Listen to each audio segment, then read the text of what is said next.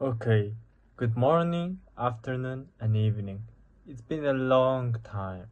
Today we are interacting about loans. What is loans and their modern cons? Okay, let's get started. Now loan, which is a two-edged knife.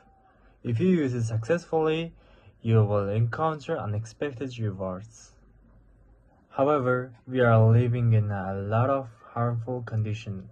Almost 90% of loans are pull you down to the ground. If you cannot avoid it, your chances would be locked and your life as pathetic as slave. For example, most people cannot control their egos. Despite their monies, they use loan to buy something that other person already have.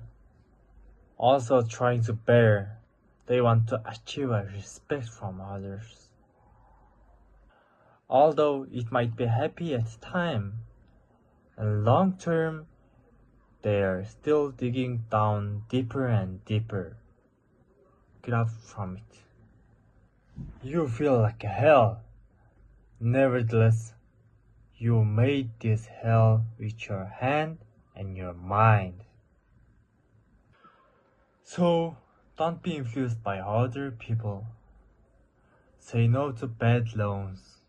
If you can do it successfully, I can prove you that your life will be better than today.